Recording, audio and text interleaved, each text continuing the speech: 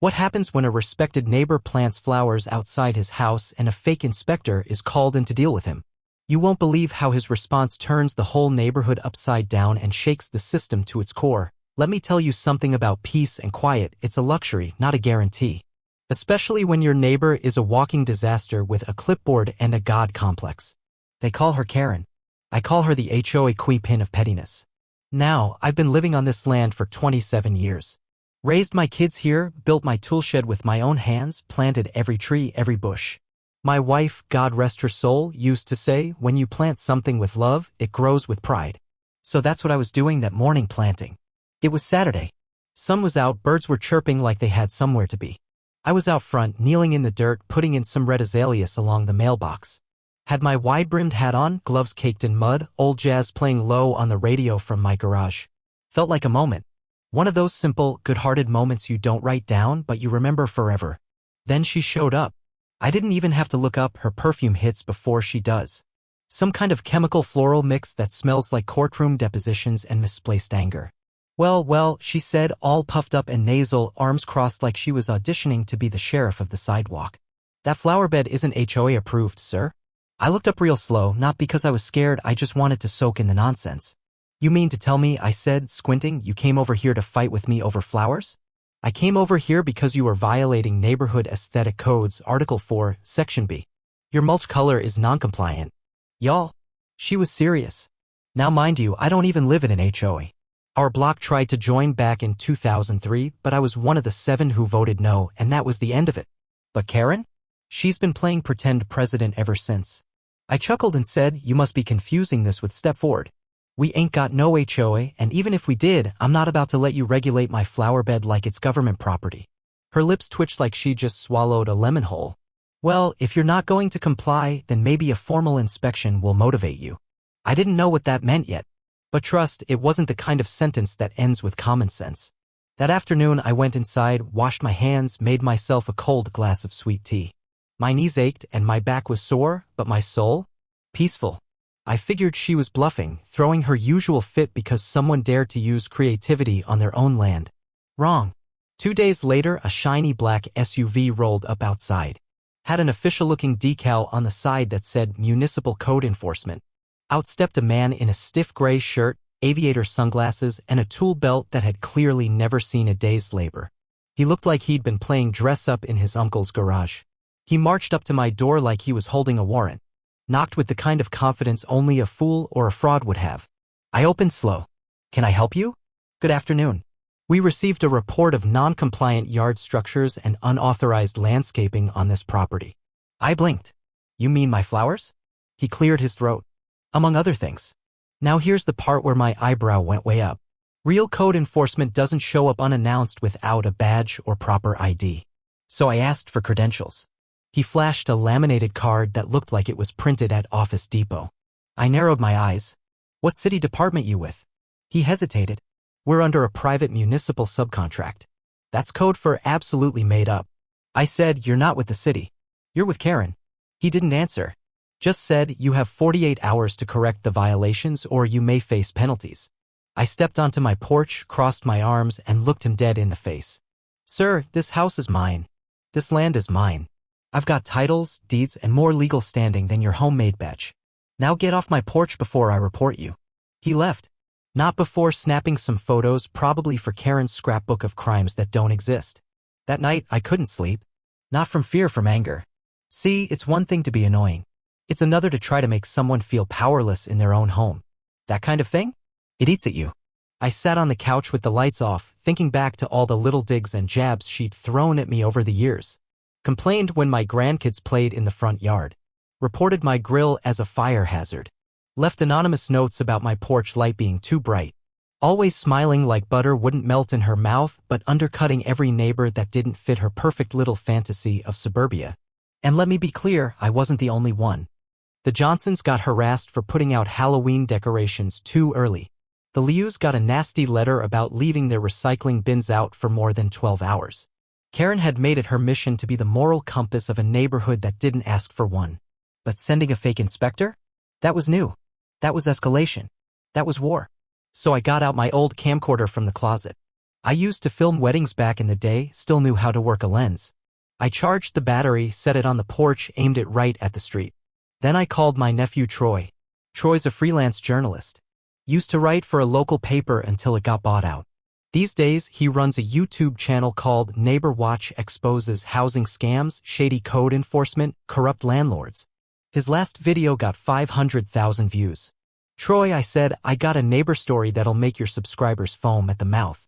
The next morning, I was back outside, planting the second batch of azaleas, this time with a GoPro strapped to my chest and Troy's drone hovering quietly overhead.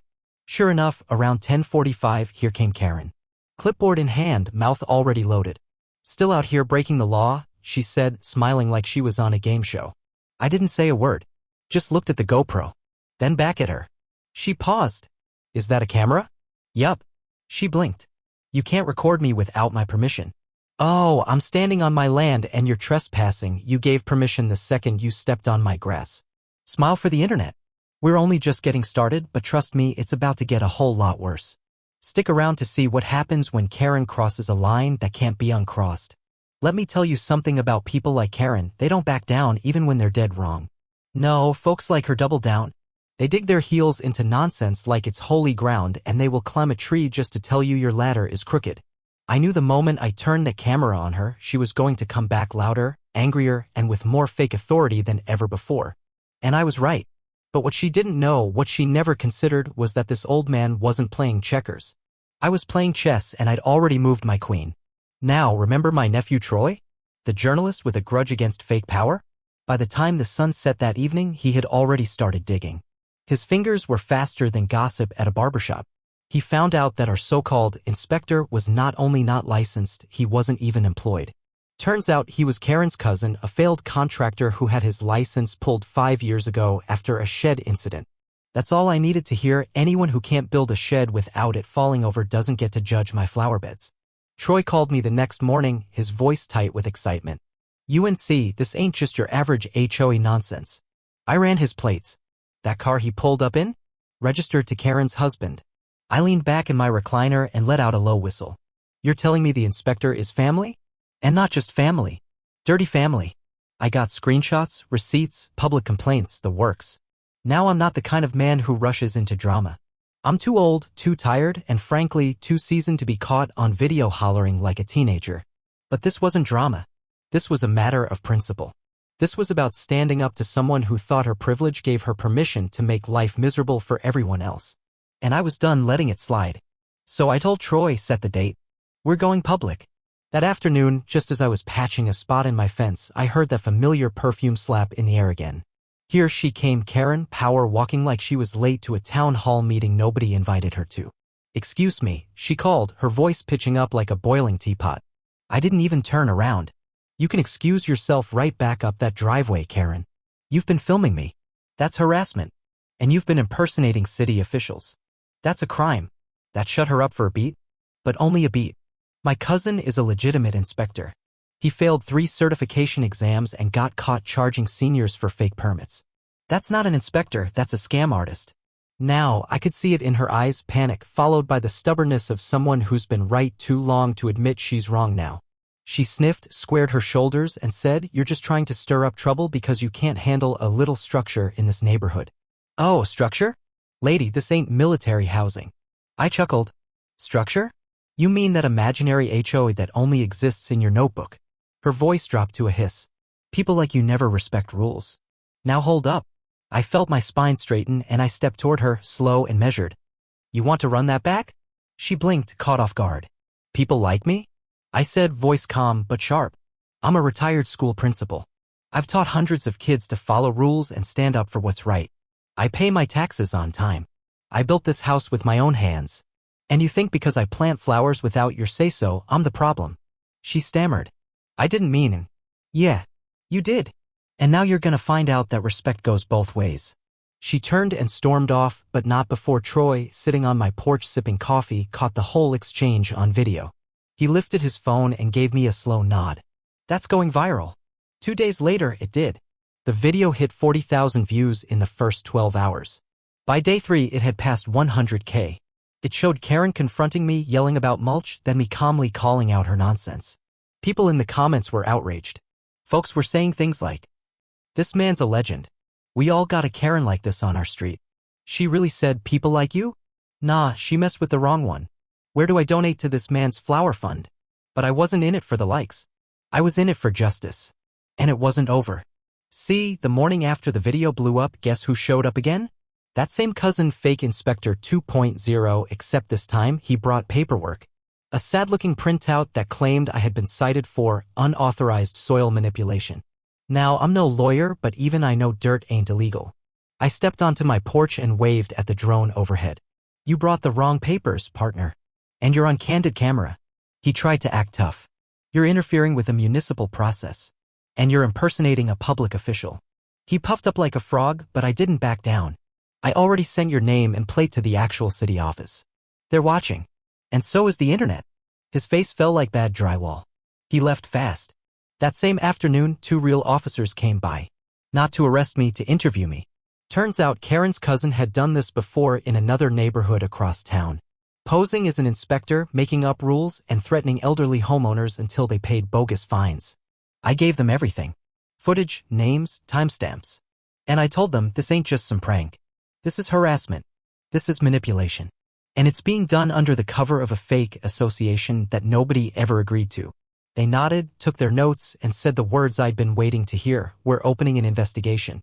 That night, I sat on my porch with Troy, sipping sweet tea and watching the sunset roll across the azaleas. There was a stillness in the air, but under it tension. Like the pause before a storm.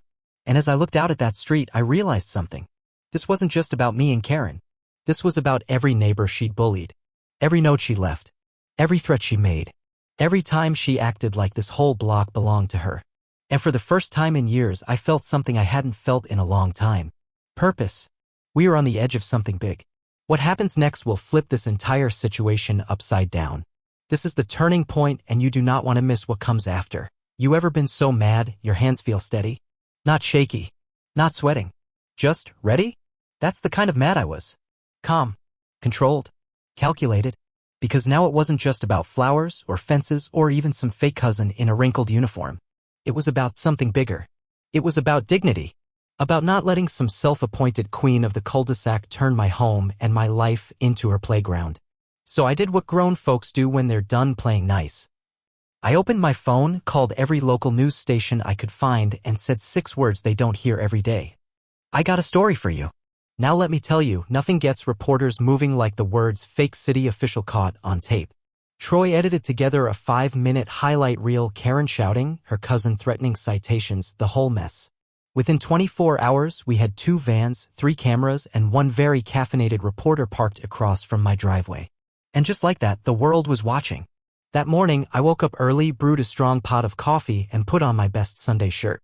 Not because I wanted to look good for the camera, but because this was, in a way, my trial. Not in court, but in the court of public opinion. And I wasn't about to show up in sweatpants and a frown. Around 9:30, the news crew set up under the oak tree in my yard. The camera guy, tall, white kid with a ponytail, looked up from his lens and grinned. "Sir," he said, "I gotta say, this is one of the wildest HOA stories we've ever seen." I smiled. "That's because it ain't an HOA. It's a one-woman dictatorship with a clipboard." The reporter laughed. She was a sharp woman in her 30s, professional but with fire in her voice. You could tell she lived for stories like this, small-town power gone sideways. "So walk me through it," she said. "When did this all begin?" I took a breath and told her everything. From the azaleas to the cousin with the Office Max badge. I didn't sugarcoat it. I didn't exaggerate. I just gave it to her real, the way I'd want someone to do for me.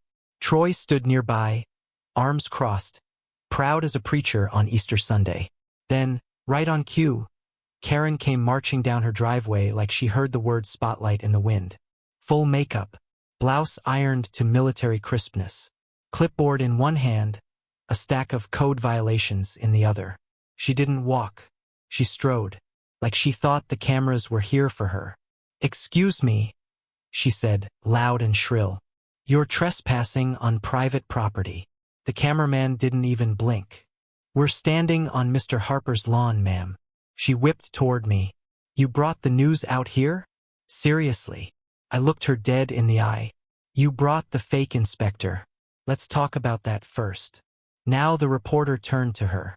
"Ma'am, would you care to comment on the accusations against you and your relative posing as a city official?" And just like that, the script flipped. Karen's face went red. "This is slander. He's manipulating this neighborhood. He doesn't respect structure, order, or community values." I raised an eyebrow. "Planting flowers is disrespect now?" She pointed at my garden. "It's non-standard. It disrupts the visual consistency." The reporter looked at her. "So you're saying you staged inspections to maintain landscaping standards?" "I didn't stage anything. My cousin.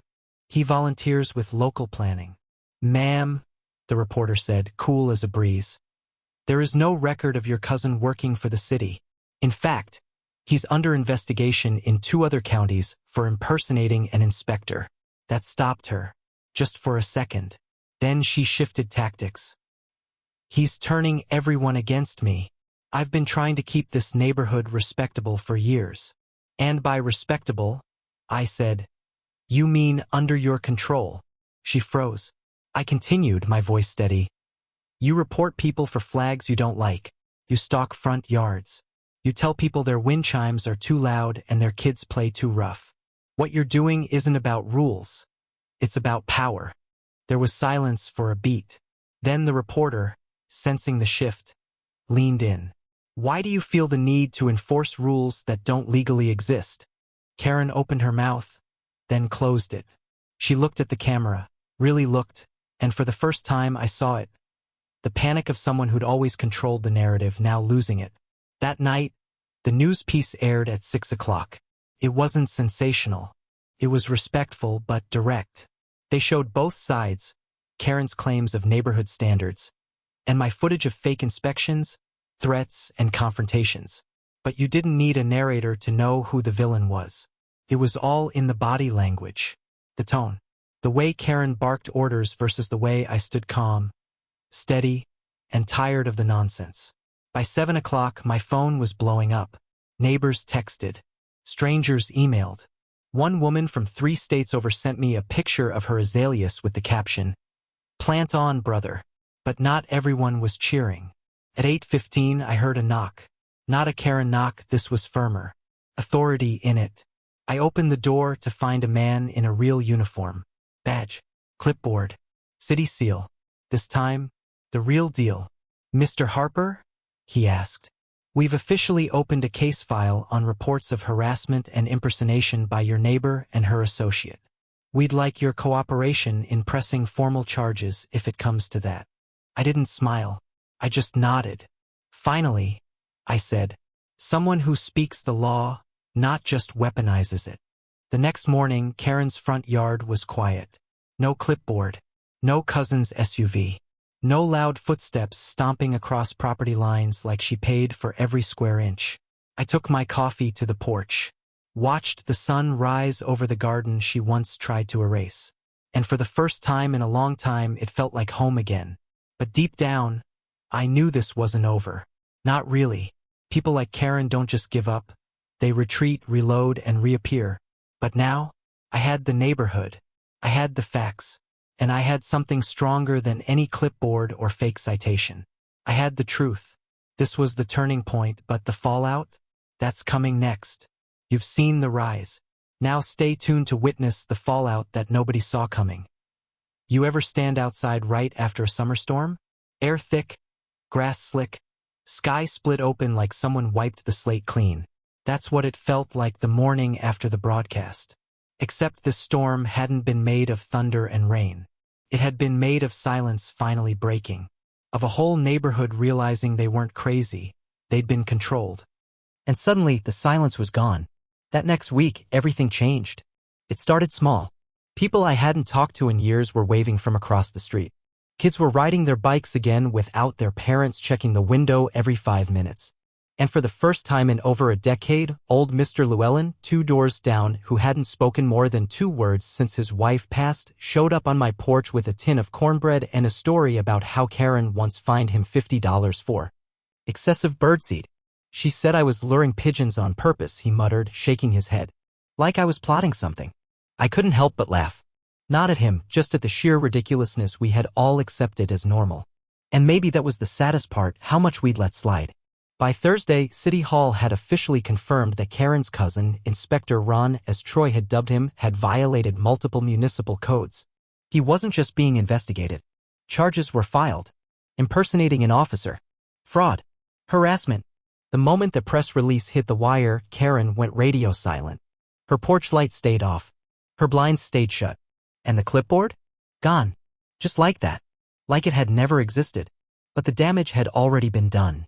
The very next day, someone, I won't say who, but I've got my guesses, slipped a letter into every mailbox on our street. It was anonymous. Typed. 2 pages long. An open apology to the neighborhood. You could smell Karen all over it. The tone, the guilt-flavored humility, the half-hearted justifications about intention versus interpretation. But it wasn't signed. No name. No responsibility. Just an attempt to fade out without ever saying the words we needed. I was wrong. Now let me tell you, forgiveness is a powerful thing. But so is accountability. You can't just turn your mess into mist and pretend like it evaporated. So I didn't respond. Not publicly. Not privately. I didn't rip the letter up or post it on the internet. I let it sit, just long enough to feel the weight of it. Then I filed it away in the same drawer where I keep useless warranties and expired coupons. See, closure ain't always about revenge. Sometimes it's just about finally being heard. And once you're heard, once your name's cleared and the lies are out in the light, that's when the healing starts. A week later, the neighborhood did something it hadn't done in years. They gathered. It wasn't official, no permits, no sponsors, no flyers. Just folding chairs, old patio tables, and coolers full of lemonade. Somebody brought a speaker and played Marvin Gaye. The Johnson twins set up a bounce house. Even the new couple from Lot 9, who'd barely spoken since they moved in, came out with hot dogs and a folding grill. And somewhere in the middle of it all, I found myself holding a paper plate full of ribs surrounded by people who, for the first time in a long time, felt like neighbors again. Mr. Harper, someone said behind me. I turned. It was a young man I didn't recognize. I'm Jamal, he said, smiling awkwardly. My wife and I just moved in last month. I just wanted to say thank you. For standing up. For not letting it keep going. I looked him in the eye and said, sometimes silence looks like peace. But really, it's just fear with good manners. He nodded like that hit deeper than he expected. Later that night, Troy pulled me aside. He had that look again, like he was cooking up something. We've been getting messages, he said. Dozens of them. People from other neighborhoods. Same story. Same kind of neighbor. Same fake HOA nonsense. I raised an eyebrow. And they're asking if we can help. If we can share their stories. If we can teach them how to fight back. Now, don't get me wrong, I'm not looking to start a movement. I'm not trying to become the face of suburban justice or anything. But something in me lit up when he said that. Because deep down, I know what it feels like to stand alone. And I know how powerful it is when someone shows you that you're not. So I told him, if folks are asking for help, you help them. Just make sure they know standing up isn't easy. But it's worth it. He grinned. That's exactly what I hoped you'd say. That night, back on my porch, I sat with my coffee and watched the sun drop below the azaleas, the same ones Karen tried to get me cited for. They were blooming bold and bright, red as pride. I thought about how it all started, one man planting flowers.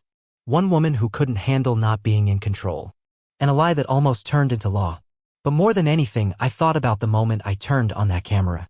When I stopped being polite and started being clear. Because sometimes it's not about being loud. It's about being seen. And as the porch light flicked on behind me, I smiled not because the fight was over, but because I knew I'd never be afraid to face it again. Let this story be a reminder, your voice matters. Even in a world full of Karens and clipboards, never forget truth when spoken loud enough echoes. And when it does, people listen.